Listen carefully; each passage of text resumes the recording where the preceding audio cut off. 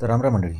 मंडळी, सय्यारा मूवी बघून लोक रडत आहे म्हणे, लोक कपडे फाडत आहे म्हणे. अबे काय पागल झाले का बे लोक? हे कोणता व्हायरसनी यांना चावला आहे की हे असे रडारडी करू राहिले आहे थिएटरमध्ये जाऊन? अबे काय झालं बे या लोकांना? हां, हे जेनजी आहे का? नरेंद्र मोदींनी बरोबर म्हटलं होतं, हे जेनजी नाही आहे, हे गेंडू जनरेशन आहे. दुसरी गोष्ट, हा फक्त एक सिनेमा आहे. ते काय इतकं त्याच्यामध्ये इतकं इन्व्हॉल्वमेंट व्हायचं की भाई रडारडी सुरू करून दिली. गेल्या वर्षी छावा चित्रपट रिलीज झाला होता, त्यावेळेस लोक इमोशनल झाले, ते समजू शकतो.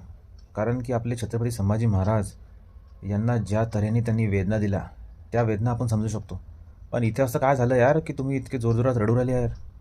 भावांनो, गँग्स ऑफ वासेपूरमध्ये रमाधीर सिंग बोलला होता की जब तक इस देश में सिनेमा है, लोक चुतिया बनते रहेंगे. मला त्यावर असं म्हणायचं आहे की लोकच चुतिया आहे म्हणून असे सिनेमे बनत आहेत. हे सगळे रडारडीचे रील्स इंस्टाग्रामवर व्हायरल झाले आहेत, त्यामुळे आता या पिक्चरला पी आर करायची गरज नाही. ठीक आहे मित्रांनो, मी समजू शकतो इमोशनल आहे थोडा मूवी, लोकांना काही आपला पास्ट आठवत असेल, पण त्याचं इतकं बवंडर मचवायची काही गरज नाही असं मला वाटते.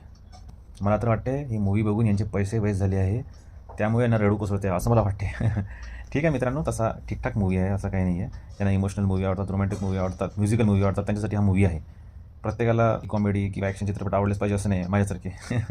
तर रडणाऱ्या मित्रांना मला एवढं सांगायचं आहे, मित्रांनो चला मूव ऑन करा आता. जे झालं ते झालं, आणि आता फ्युचरकडे बघा. आपल्या भविष्यात तुम्ही इन्व्हेस्ट करा. हे असं पास्टमध्ये रमून रडारडी करून काही अर्थ नाही. तर बस एवढंच तुम्हाला एक सल्ला द्यायचा होता. बाकी तुमची मर्जी, तुम्हाला जे करायचं ते करा. तर मित्रांनो, व्हिडिओ आवडला असल्यास प्लीज लाईक, शेअर आणि subscribe to my channel. Thank you and bye.